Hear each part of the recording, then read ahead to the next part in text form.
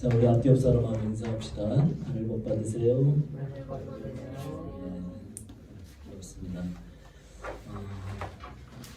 오늘 우리에게 주시는 하나님의 말씀은 성경 마가복음 4장 35절부터 41절까지입니다.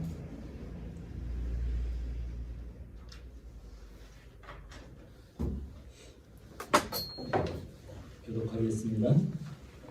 그날 저물 때 제자들에게 이르시되 우리가 저편 건너편으로 가자 하시니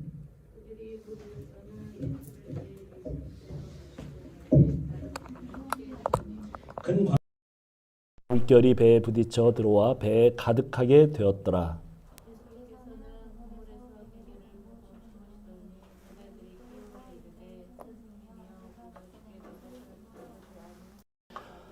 예수께서 깨어 바람을 꾸짖으시며 바다더러 이르시되 잠잠하라 고요하라 하시니 바람이 그치고 아주 잔잔하여 지더라.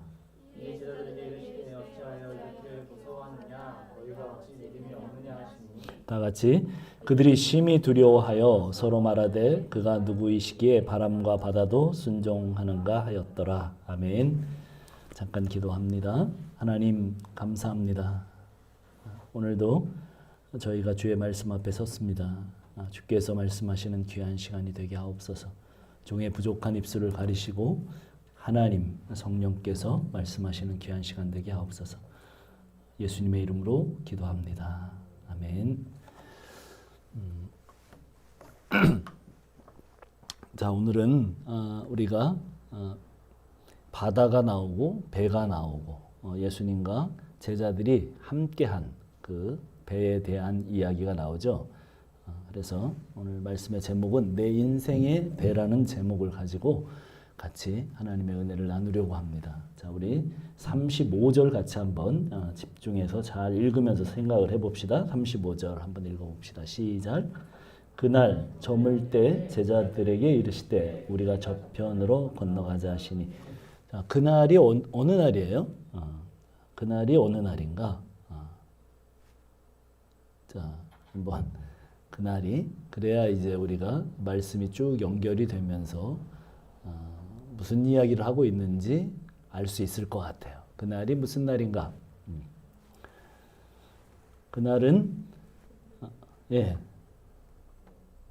자, 낮의 사건과 연결이 되죠.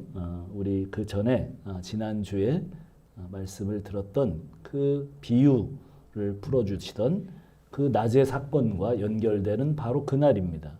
예수님께로 사람들이 얼마나 몰려들었던지 백사장에 사람들이 정말 구름대와 같이 모였습니다. 큰 무리가 모였다고 되어 있죠. 그리고 사람들에게 떠밀리셔서 도대체 가르치실 수가 없기 때문에 배에 올라가서 배를 강단 삼아서 말씀을 전파하셨던 바로 그날입니다. 제자들이 얼마나 고무가 됐겠어요. 자기들이 모시는 스승님이 그 스승님을 보려고 그 많은 사람들이 모여들었어요. 제자들은 몰려온 사람들을 질서 있게 하려고 그들을 이렇게 나누기도 했습니다. 그 순간에 그 동네 사람들도 있었을 것이고 거기에 모인 사람들은 유명 인사들도 있었을 것이고 와, 내가 주님을 따라다녔던 것이 헛되지 않았구나. 우리 주님은 이렇게 대단하신 분이고 또 그의 말씀을 듣는 많은 사람들은 또 감동함과 또 신비스러움 또 오묘하기까지 한 그 진리 속에서 주님을 더 우러르게 된 그런 바로 시간들입니다. 그런데 주님은 특별히 제자들에게만 더 깊은 비유의 진리에 대해서 다시 가르쳐 주셨어요. 특별한 대우를 받은 바로 그날입니다. 그때 주님이 제안을 하시죠. 오늘 우리가 읽은 말씀에 보면 뭐라고 제안을 하십니까? 우리가 저편으로 건너가자. 갈릴리 호수 저편으로 건너가자. 그렇게 제안을 하십니다. 제자들은 우리들에게 둘러싸여 그 무리들에게 둘러싸여서 뭔가 대단히 자랑스러워하고 있었죠. 그런데 주님이 호수 저편으로 건너가자고 말씀하신 거예요. 제자들은 자기들의 그 감격스러움과 자랑스러움을 걷어버리고 주님의 말씀에 순종해서 무리를 떠났습니다. 그리고 주님이 말씀을 전하던 그 배에 올라서 주님을 그대로 모시고 강 건너편으로 건너가고 있는데 그 주님의 말씀과 사이에 감동한 다른 무리들도 배를 타고 주님을 따라오는 그런 장관을 이루던 바로 그날입니다. 이제 저녁이 됩니다. 밤이 됩니다. 바로 그 성공의 절정에서 갈릴리에 큰 광풍이 불어닥쳤습니다. 자, 2700m 높이나 되는 그 헐몬산을 접경하고 있는 갈릴리 호수는 헐몬산의 그 찬 공기와 갈릴리의 따뜻한 공기가 만나서 순식간에 광풍을 만들어내곤 한다고 그래요. 높은 파도를 만들어냈습니다. 예수님의 제자들은 대부분 누구예요? 무슨 출신입니까? 좀 저를 보세요. 무슨 출신이에요? 네, 어부. 갈릴리 어부 출신이에요. 그 호수에서 물고기를 잡으면서 평생 잔뼈가 굵은 그런 사람들이에요. 그들은 물고기를 잡으면서 종종 그런 파도들을 또 그런 광풍을 경험했어요. 그런데 오늘의 광풍은 그때의 광풍과 좀 달랐습니다. 자, 한번 보세요. 37절, 38절 한번 읽어봅시다. 37절, 38절 시작.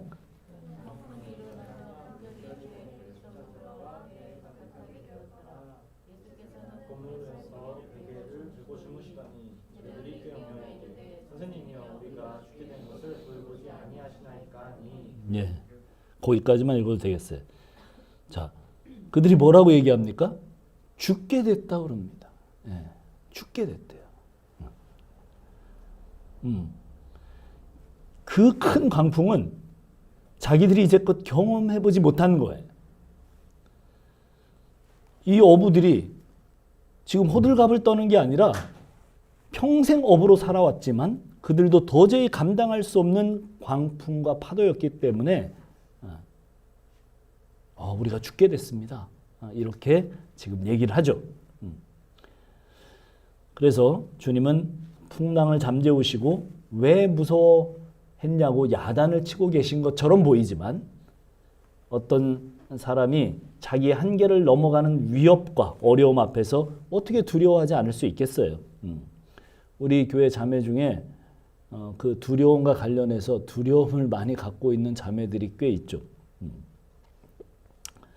그래서 이제 가끔 그런 질문들을 받았던 것 같아요.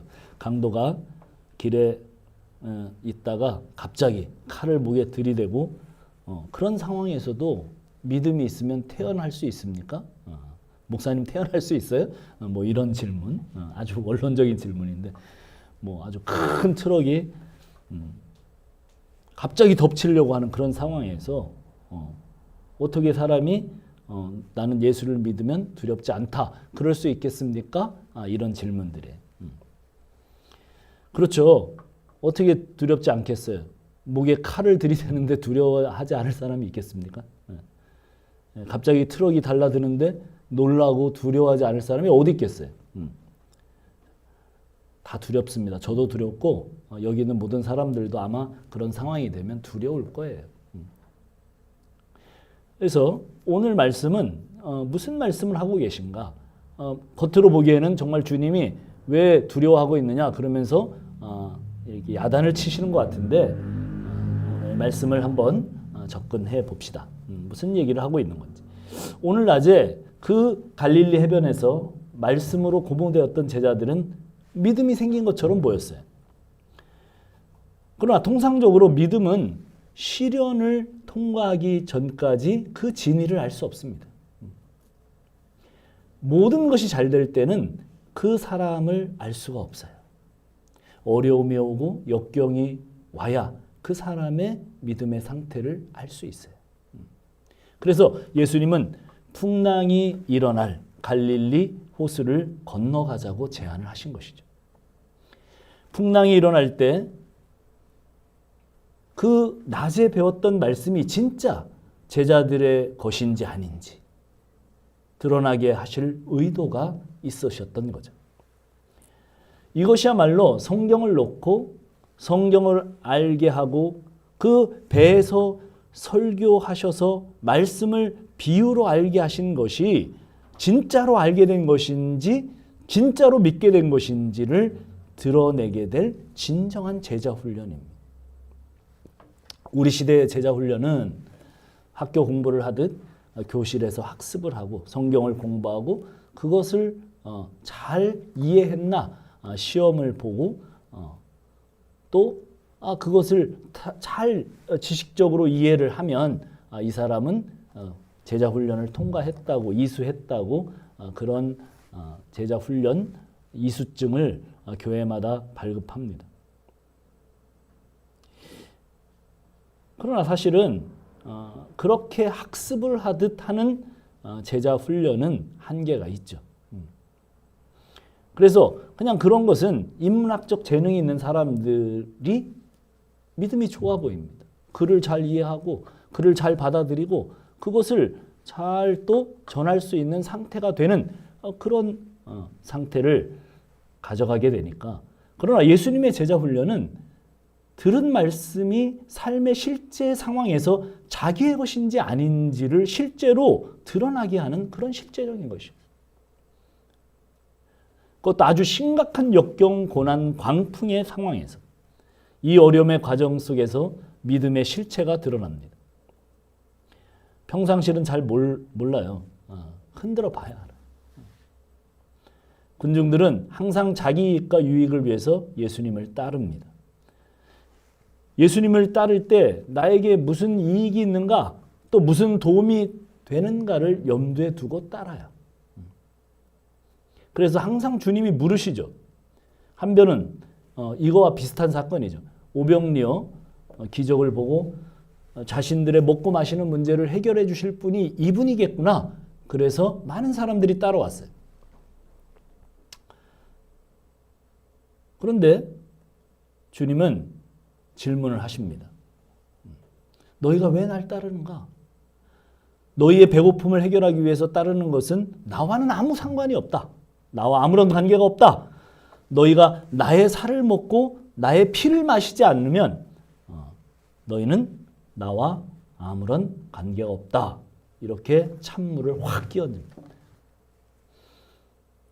그러자 사람들이 배를 타고 예수님을 밤새도록 찾고 새벽까지 찾아와서 드디어 정말 주님을 만나서 반색을 하고 기뻐했지만 그렇게 말씀하는 예수님 앞에서 모두들 떠납니다.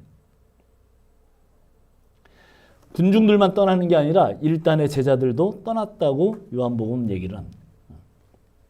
왜? 자기들에게 주님을 따르는 것이 이익이 되지 않았기 때문이에요. 그까지 오병리어 한 번 더 기적을 베풀어 달라고 했더니 자기 살과 피를 마시라니 우리는 그렇게 못한다는 거죠. 우리가 무슨 식인종이냐. 이 말은 우리가 듣기 어렵다. 무슨 얘기에? 한마디로 예수 따르기 어렵다는 거예요. 그리고 사람들이 다 떠나갑니다. 그렇게 많은 사람들이 따라올 때 예수님은 그 상황마다 찬물을 끼얹으세요. 네가 왜 나를 믿느냐? 그렇게 묻고 계시는 거죠. 믿음을 빙자해서 너의 목적을 이루기를 원한다면 그리고 그것을 통해서 아무리 종교 행위를 열심히 한다고 해도 너의 믿음은 꽝이다. 그 얘기.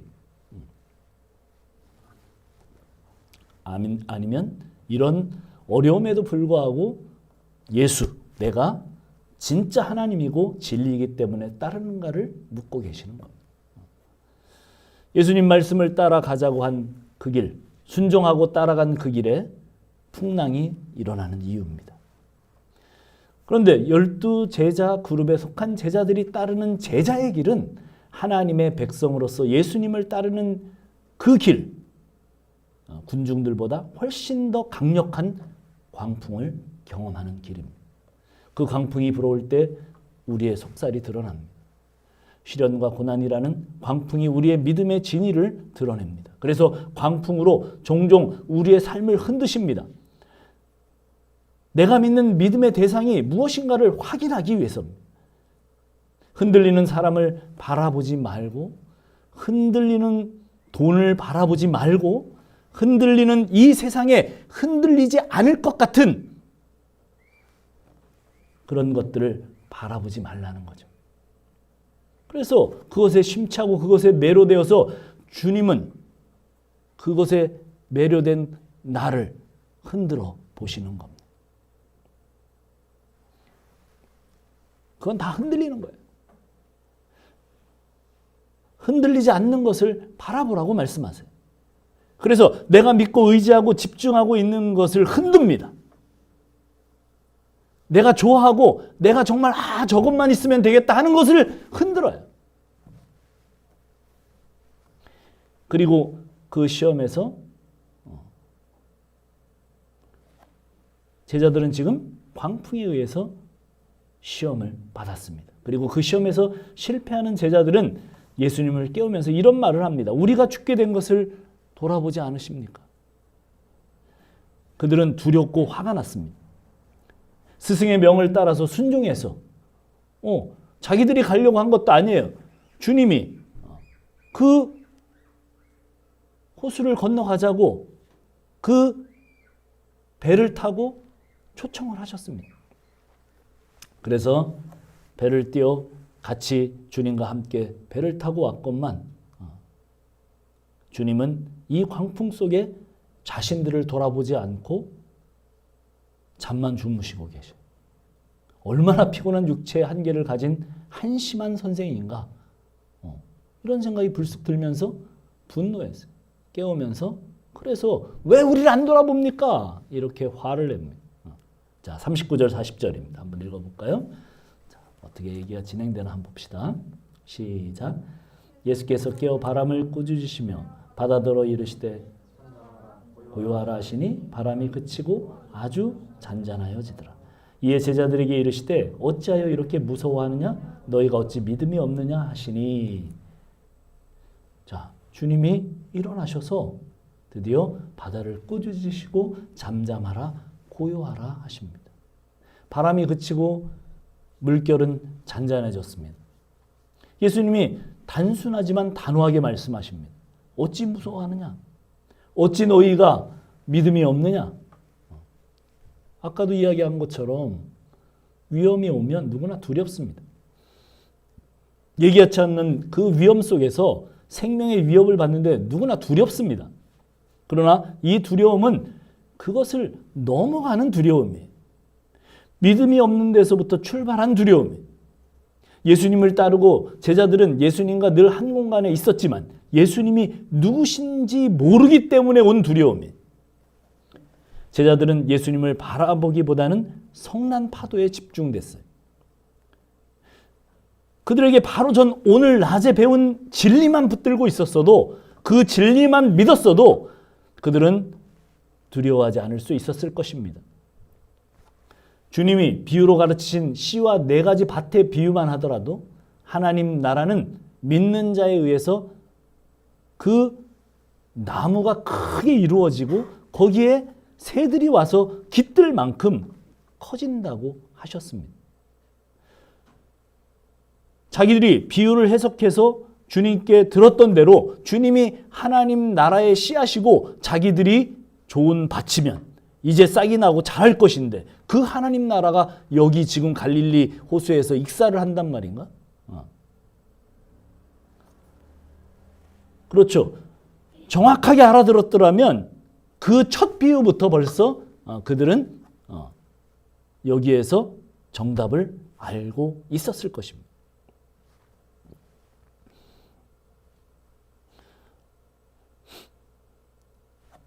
씨와 함께 익사하지 않을 밭이요 싹이요 나무라는 것을 믿었을 것입니다. 그렇게까지 가지 않더라도 적어도 이 풍랑 속에서 저렇게 평온하게 잠잘 수 있는 분이 내 스승이라면, 우리의 스승이라면 그냥 우리도 그분을 닮아 우리도 잠이나 잘까? 이거는 제 스타일인 것 같은데 그랬을 것 같아요. 정말 저분은 우리가 따를 수 있는 주님이 맞구나. 이 풍랑 속에서도 곤히 주무실 수 있는 분이라면 두려움이 없으신 분이구나. 사실 이 호수를 건너가자고 하신 분이 예수님이셨어요. 그럼 다 끝난 이야기죠. 주님이 가자고 해서 나선 길이면 더 이상 걱정할 일이 없어요. 이게 신앙의 비밀이죠. 내가 나선 길이 아니잖아요. 주님이 부르셨다면 주님이 모든 것을 책임지실 것입니다. 당신의 그 일과 그 길을 주님이 부르신 것인가? 자, 우리가 한번 생각해 봐야 될 지점이 그거예요. 그러면 걱정할 일이 없어요. 그래서 우리 그리스도인들에게 소명이 중요합니다. 오늘 광풍과 태산과 같은 파도는 주님을 드러내기 위한 하나의 무대장치에 불과해요. 파도가 거셀수록 강풍이 경험해보지 못할 정도로 아주 셀수록 더 실감이 나는 바로 그런 장치입니다. 제자들이나 우리는 다 꽃길을 원해요. 인생의 꽃길을 원합니다. 우리는 부모, 형제, 자식, 교우들이 모두 안전한 꽃길을 가기를 원합니다. 그러나 주님은 풍랑의 길로 인도하세요. 인생이 꽃길도 아니고 자기 뜻대로 되는 길도 아니라는 겁니다. 그런데 그게 더 훨씬 낫습니다. 왜 그래요? 우리는 험한 길을 만날 때, 광풍을 만날 때, 이번 생은 아니구나. 다음 생을 이야기하지만 이 꽃길의 반대는 그야말로 하나님을 경험하는 길이기 때문에 그래요. 여기 젊은 사람들 잘 들어야 됩니다. 광풍이 불 때, 꽃길이 아니고 인생의 그 파도가 넘실대는 길에 처했을 때, 이 길이 정말 나에게 하나님을 더 깊이 알게 하는 바로 그 길이구나. 인간들이 바다에서 아무리 숙련돼 있어도 도저히 한 번도 경험해보지 못한 정도의 크기면 더 효과적이죠. 집채만한 파도가 도저히 감당할 수 없는 폭풍과 함께 온다면, 자, 그러면 이제 인간의 경험을 넘어가는 경지에서 필요한 하나님의 신적 능력을 보게 될 그런 순간이기 때문이에요.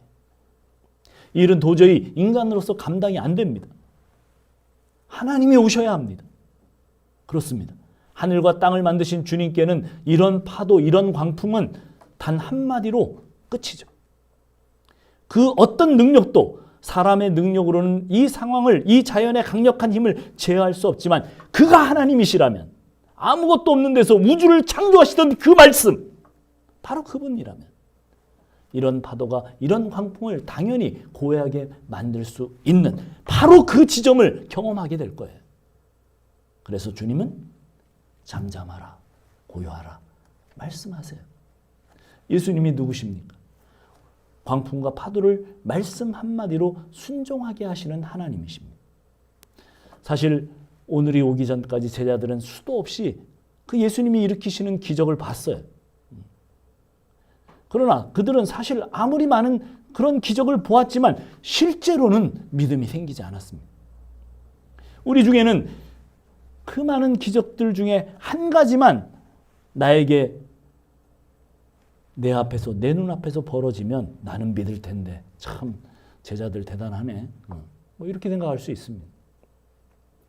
그러나 주님이 바로 그 기적 부분에 대해서 말씀하셨죠. 이 모든 기적은 기적이 아니다. 이 모든 표적은 표적이 아니다. 유일한 기적 표적은 요나의 표적밖에 없다. 그러셨어요. 예수님 자신이 십자가에 못 박혀 죽고 다시 사는 이것만이 유일한 표적이고, 이것이 와야 사람들이 나를, 인자를 믿게 될 것이다. 그렇게 말씀하셨습니다. 많은 기적과 표적에도 불구하고 사람들은 믿지 못했습니다. 더 많은 기적과 표적을 요구할 뿐이었어요. 그래서 음란한 세대가 표적을 계속 원한다고 주님이 그렇게 말씀하신 거예요.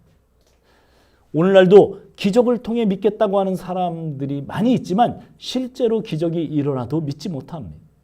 가장 중요한 지점은 이런 기적을 통해서 계속 말씀하시는 바가 무엇인가 하는 거예요. 예수님이 누구신가? 예, 오늘 이야기의 초점은 그거죠. 예수님이 누구신가? 그럼 우리는 믿음이 자라는 과정에서 가장 중요한 것이 예수님이 누구신가라고 하는 그 관심이에요.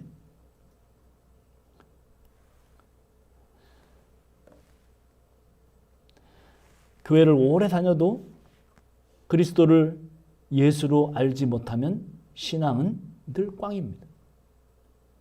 그리고 늘 헷갈립니다. 자, 제자들이 그랬습니다.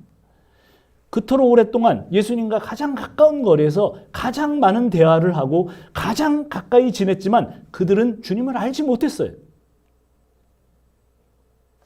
그리스도를 알 때, 예수를 알 때 믿음이 생기고 믿음이 생긴 만큼 담대해집니다. 믿음은 믿음의 대상에 달려 있습니다. 믿음의 크기는 내가 믿는 어떤 신념이 아니에요. 믿음의 근거는 믿음의 대상입니다. 그래서 믿음의 대상을 아는 만큼 믿음이 생기는 겁니다. 두 주먹 불끈 쥐고 믿음의 결단을 한다고 되는 게 아니에요. 믿습니다 하고 이빨을 꽉 물면 이빨만 부러집니다. 믿음은 그리스도를 아는 것에 근거해요. 안다고 하는 것은 그만큼 시간을 많이 같이 해야 알죠. 예. 그런데 시간을 많이 같이 한 부분들도 그런 또 많이 한다고 또 되는 것도 아니에요. 참 그렇죠. 일단은 많이 해야 돼요. 시간이 많이 같이 해야 되는데 많이 한다고 또 아는 것도 아니에요. 예. 한 이불을 같이 덮고 30년 동안 같이 산 부부도 그런 소리들을 하잖아요. 예. 한 이불을 덮고 살아왔는데 난 저 여자를 도무지 모르겠어. 예. 나는 저 남자를 도무지 모르겠어. 이것이 한 30년 살아온 부부의 많은 대화 중에 나오는 소리입니다. 예. 왜 그렇게 됩니까? 관심이 다른 데 있으면 상대방을 잘 몰라요. 예. 주로 신앙에서는 관심이 나기 때문에 그래요. 예. 그래서 잘 몰라요. 예배를 드리고 그토록 많은 말씀을 듣고 그토록 주님에 대해서 알 수 있는 환경과 그 가운데 있었지만 예, 몰라요. 왜 몰라요? 늘 관심이 자기에게 있었거든. 그것이 바로 가까이 있지만 알지 못하게 되는. 제자들이 왜 주님을 모릅니까? 그 많은 기적을 보고 그 많은 수도 없이 주님과 대화를 나누고 주님과 생각을 교류했습니다. 근데 왜 몰라요? 그들의 마음은 계속해서 주님을 이용하려고 했어요. 주님의 나라가 올 때, 하나님의 나라가 올 때 나는 이 주님 잘 섬기고 모셔서 한 자리 차지할 거다. 이게 그들의 마지막 십자가 바로 전날까지 그들의 품었던 마음입니다. 그 마음을 갖고 있는 이상 주님을 주님으로 볼 수 없었어요. 주님이 알아지지가 않았습니다.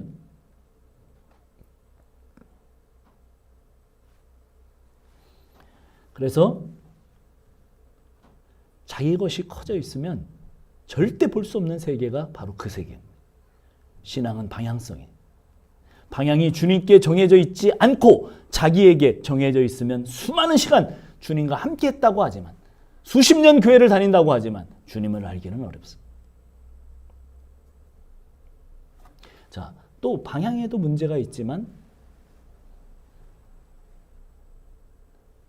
그래서 주님을 바라고 알아간 그 종교적인 열심. 그래서 계속해서 내가 그렇게 간절하게 기도를 드리고 그렇게 간절하게 봉사를 하고 간절하게 열심을 내고 헌금을 하고 자, 그런데 자기가 그렇게 믿고 따라가는 그 대상 하나님에 대해서 그런 종교적인 열심을 통해서 그분을 움직이려고 하는 자세라면 또 이것도 백날 해도 소용이 없습니다. 그래서 그 하나님이 자기의 그 열심을 통해 하나님이 움직일 것이라고 생각한다면 돼지 대가리에 꽂아놓은 돈을 좋아하는 그런 신 정도로 알고 있는 대부분의 세상 사람들의 그 신앙과 믿음과 다를 게 하나도 없어요.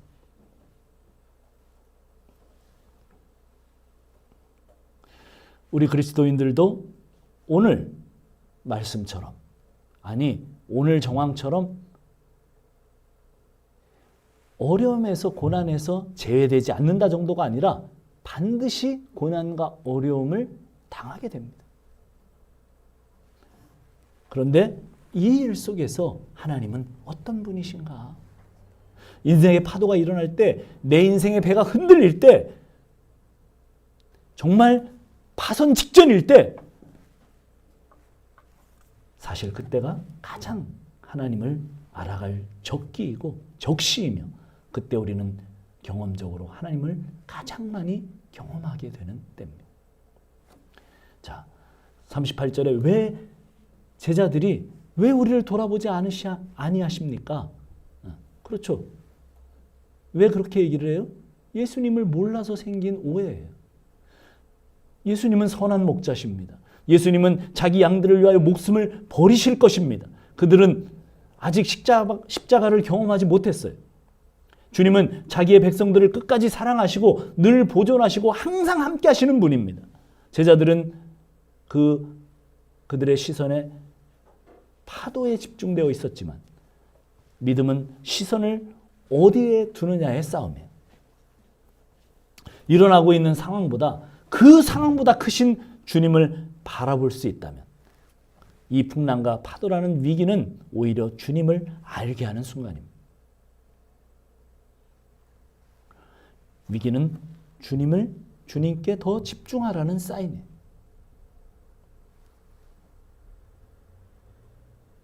예수님을 더 깊이 알아가고 동행하고 계신 그 주님을 바라볼 수 있는 시간입니다.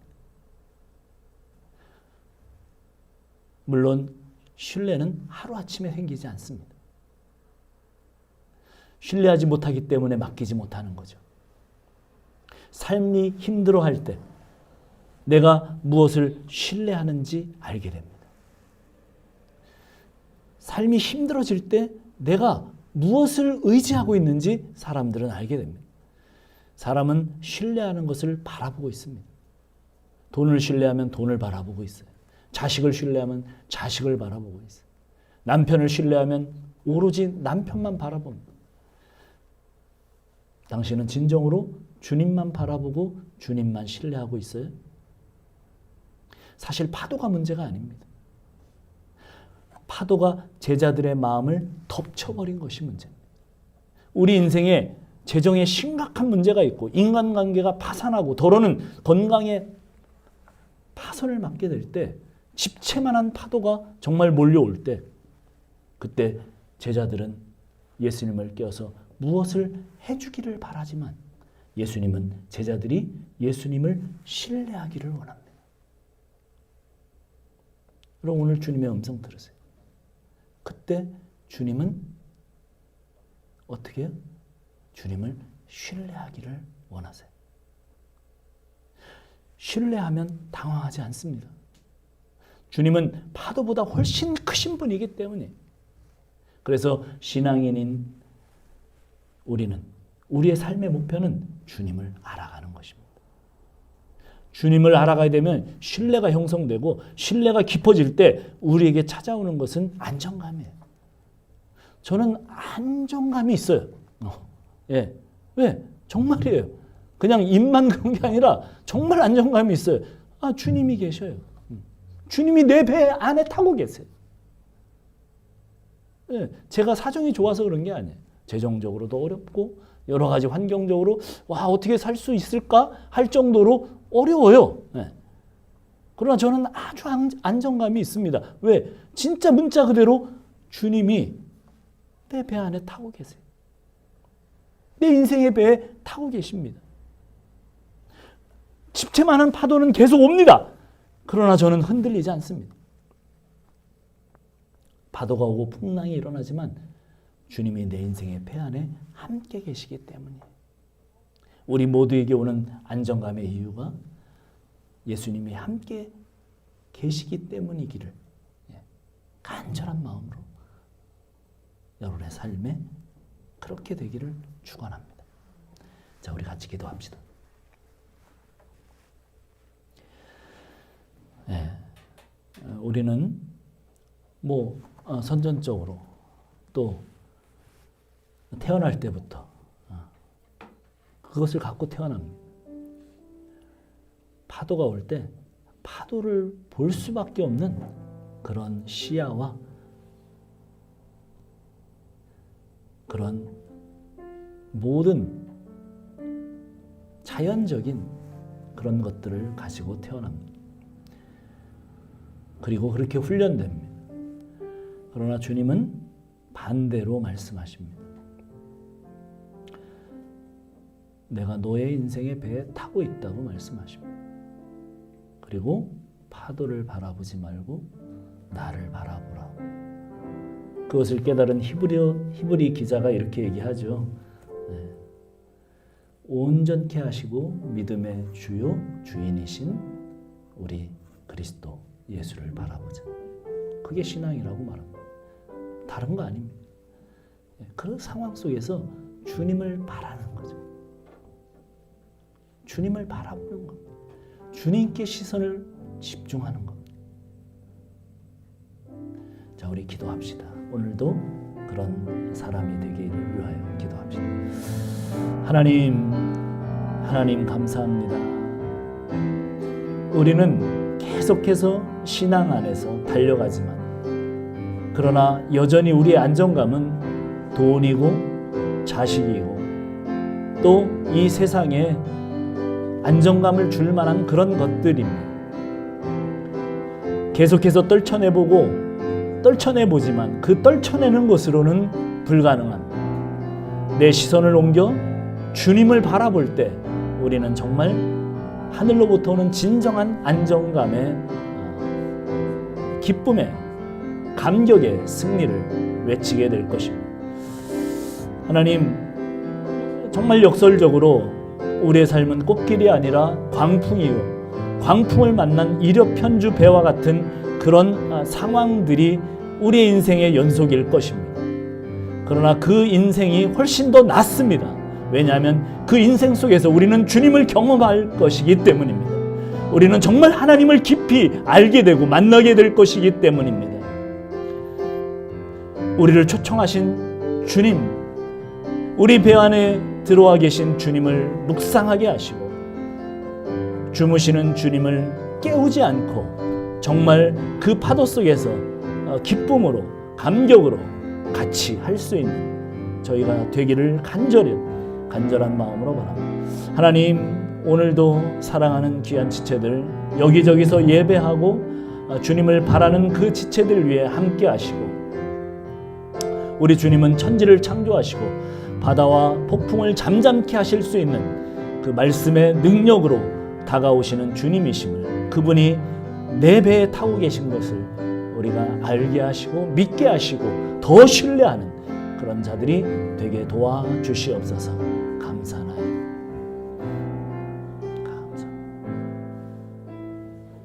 예수님의 이름으로 기도합니다.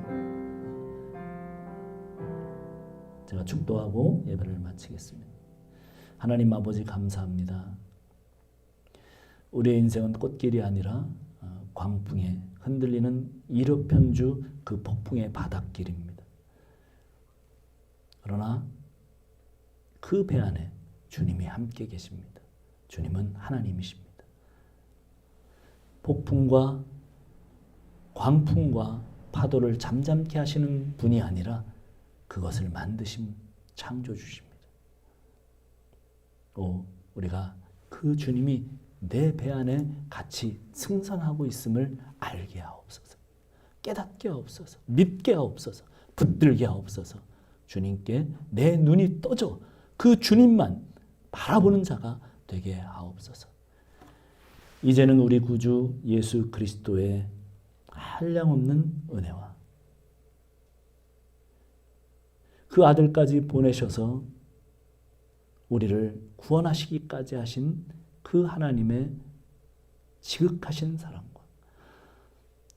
이 모든 구원을 적용하고 이루어내시는, 그리고 지금도 우리와 함께 하고 계신 성령의 감동하심이 지금부터 영원까지 내 배 안에 승선하고 계신 주님을 집중하기를 원하는 우리 가족 머리 위에 영원토록 함께 하실지어다.